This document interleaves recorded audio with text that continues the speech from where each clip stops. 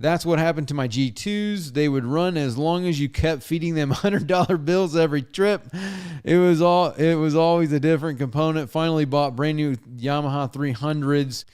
This clip is brought to you by PartsView.com. Save money on all your boat or engine parts when you use the link and discount codes in the description below. That's been the experience for a lot of Evinrude people, which there's so many people that are so mad about Evinrude, which the way they did. That's the other comment that I've got on here somewhere. I thought I had it on here, but I had a comment about Evinrude and what they did to their customers was like how did it go? What did they get? He said something about what Evinrude did to their customers is the definition of unreliable, which is pretty bad. You know, the way they left everybody was bad. And yeah, there's a lot of people that had that experience where their G2s, like you said, every time you take it out, you just got to feed them $100 bills like it's a slot machine in order to keep that thing running. And then you move over to a Yamaha 300 and you probably have no issues. Every time you turn the key, boom, they start. Like, it's the definition of reliability. So with you there. And that 4.2, those 300 Yamahas are outstanding engines. So I'm with you 100% there, Eric. RoboKiss says, I have a 150 VVOR on a 225 Tohatsu Honda. The rack has 300 horsepower rated sticker. The helm has 150 horsepower sticker. I will use the boat every second week, overnight, average 4 hours of running time. I've had this steering for a year now, and so far so good for $350. That is something I do want to do some VVOR testing because, I mean, it is. The price point, I mean, for a C-Star system, you could be anywhere from $1,200 to $2,000 to $2,500 in a system, whereas for $360, you got a full hydraulic steering system. I mean, come on, like that's crazy numbers. So I would like to get my hands on some VVOR products and do some true academical testing on them, but you would think that how do you mess that up? It's a hydraulic system. You know, you're pushing fluid one direction or the other. It's very mechanical and very simple. You turn the steering wheel this way, fluid flows like this.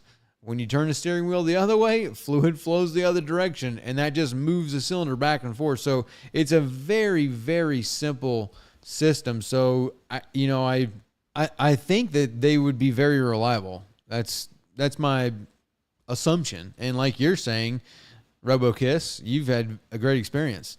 Enduro22 says, if your outboard is so complex that only a specialized tech can work on it, then it is a bad outboard.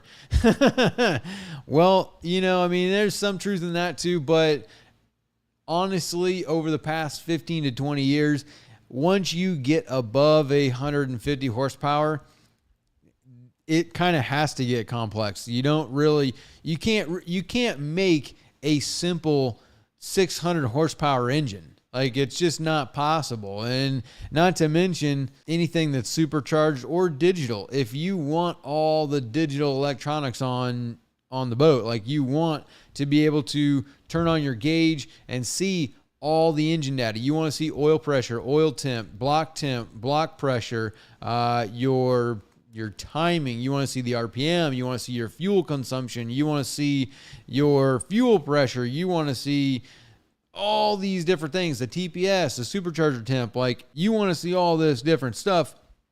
There's no way to make that simple. You've got to put a ton of sensors on there for that to work. And then you want to have autopilot and skyhook and the boat sitting in place and auto docking and all these other features. You really can't make it, you know, without the specialized, you know, stuff. It kind of gets that way. So I think once you get above 150 horsepower, that's when they start getting complex. Whenever you get to a supercharged engine or you get to a V8 or something like that, it's kind of with what it comes with the higher horsepower. A 25 or a 9.9 or a 40 horsepower engine, a 1, 2, 3 cylinder engine is going to be very simple no matter what, even if it is a 4-stroke.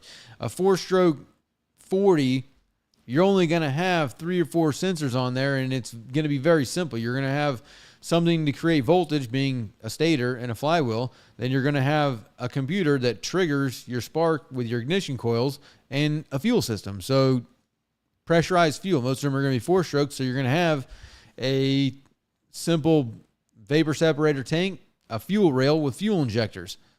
Very, very simple. So that's kind of my take on it.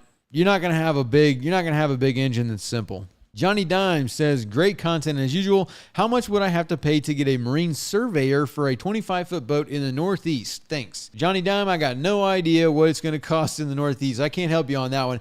I could give you a reference in South Florida.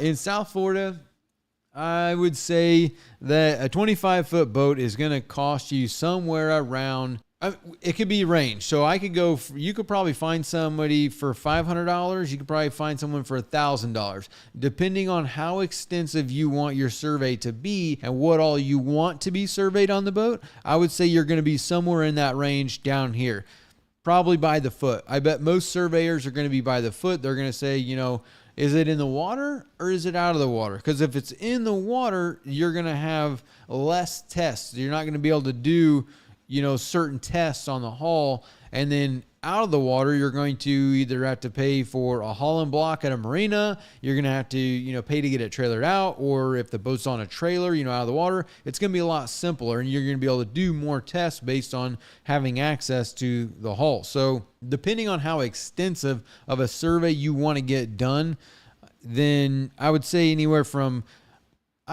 probably $700 to $1,000 for a 25-foot boat. My guess is it goes by the foot, and you're going to find a variable there based on what you want to have surveyed. Joey Bag of Donuts says the Evinrude E-Tech infomercials always cracked me up.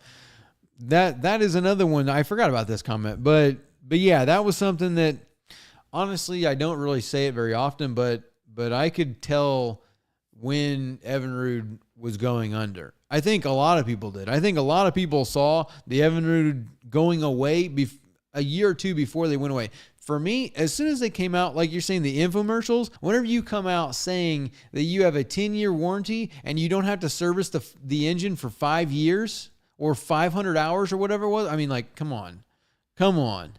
You're not going to service an engine for 5 years and you're going to put that under a warranty? Please. That's anybody that's buying that is somebody that's never owned an engine. You've never owned an outboard, or you have only owned an outboard where you put 10 to 15 hours on it a year. But anybody in South Florida, 5 years and no service, there's no way. There is no way. Don't change your gear lube. Anybody out there, don't change your gear lube for 500 hours and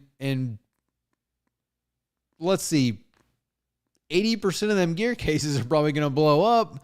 There's just no way you can go that long without having a massive problem. So to me, I thought that was, that cracked me up too. 10 years and no service for 5 years. That's just, you're crazy. Most of them do 100 hours and some of them want 50 hours depending on the use. The most now, they got some of these bigger ones that you can get 200 hours before you change it, but 500 or 5 years, that is just crazy to me. It's just, I never heard of it. So if you like this clip, you can watch the full podcast over here, or you can watch another clip over here.